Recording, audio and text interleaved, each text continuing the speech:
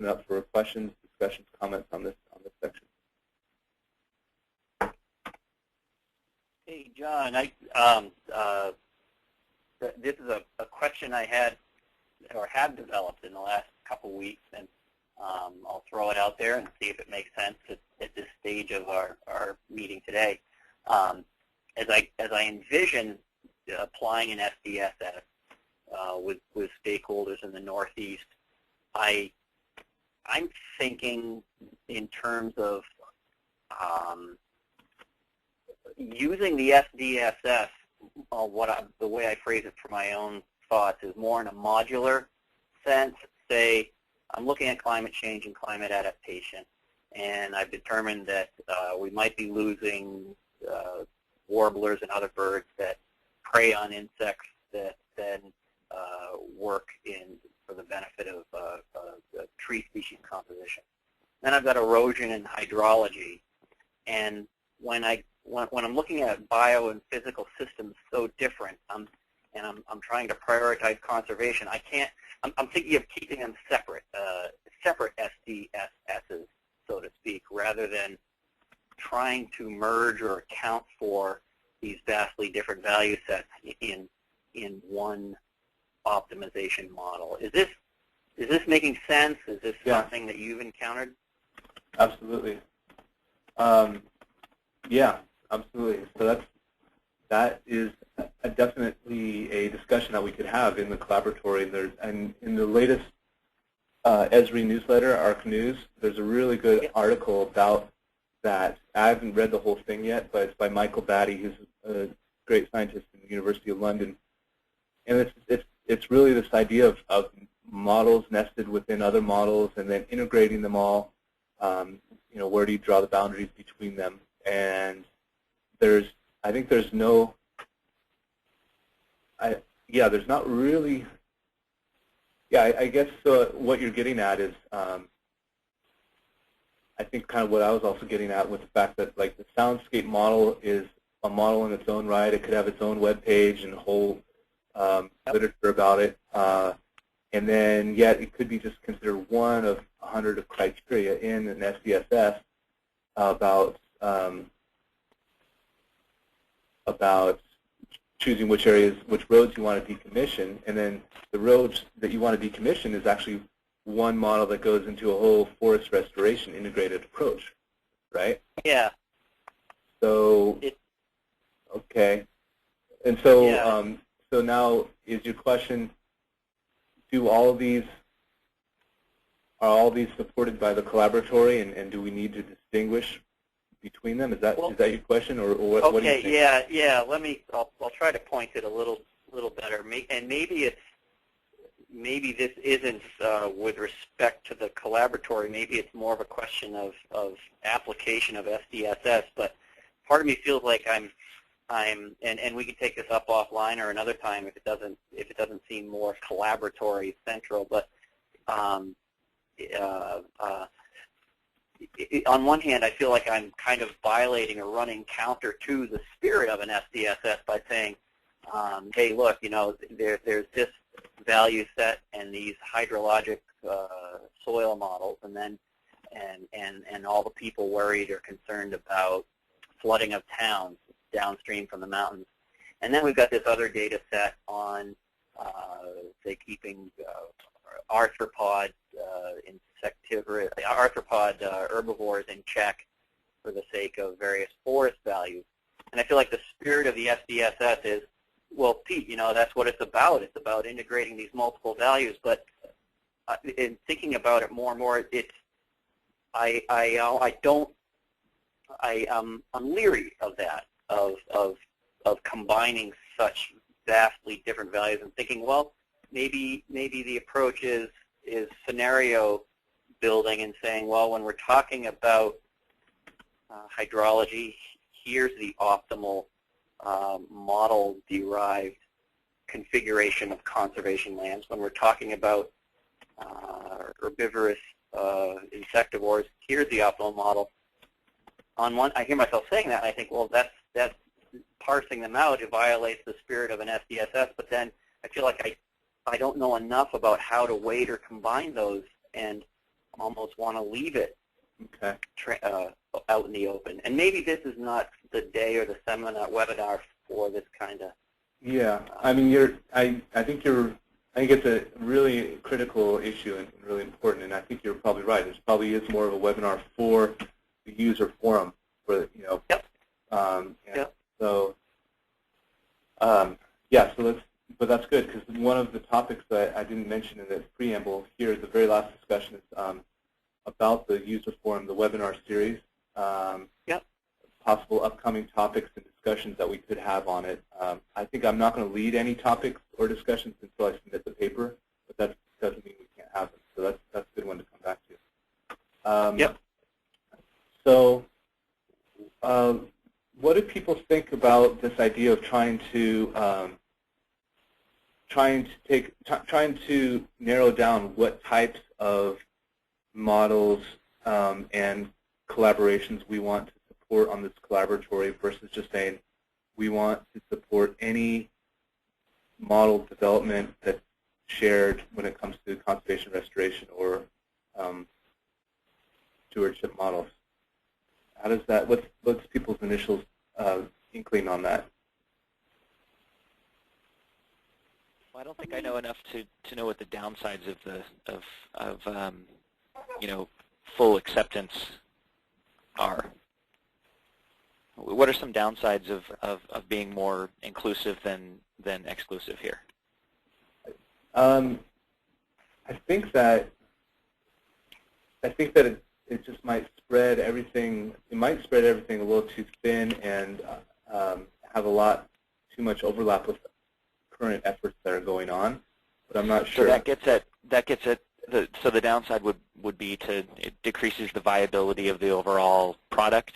Is that what you mean? Like it sort of waters down what the focus is of the SDSS as you see it? Yeah, I guess you're right. I guess that's really what it gets down to. So I'll answer that in a different way. It's kind of more clear in my mind what my intention is in asking this question. So there's probably 6, 7, or 8 other SDSSs that are out there that tackle this question of conservation planning. For instance, most people are familiar with MarkSan, and there's C-Plan and a variety of others. These have some of them have started 15 years ago, some started 10 years ago. They've got they've got quite a head start on that, and this is kind of an innovative approach that we have here as part of the Little Karoo SDSS. And so part of me is thinking that it would be nice if this collaboratory helped that out and helped catch it up to speed to these other ones, especially because these other ones do have somewhat of, they're not quite a Web 2.0 collaboratory, but they do have collaboratories built around them. Like, for instance, MarkSan, I think, has thousands of implementations around the world that they're all in a database, and so that's that angle. Yet, on the other hand, a lot of our potential partners, like I had a call last month with Jason Kreitler and Matt Thompson. Jason's with USGS, Matt Thompson's with U.S. Forest Service, and they're working on developing models that it would be great to have them working with us and learning from them and gleaning from them. So there's no right answer at this point, but I think that was a really good question that you asked. It helps clarify it a little bit. And I don't know, what are some people's thoughts on that? This is Janice. Just from the perspective of TWS and some of the conversations I've been involved in, we as an organization are really interested in learning how to further collaboratory communities around science questions for conservation.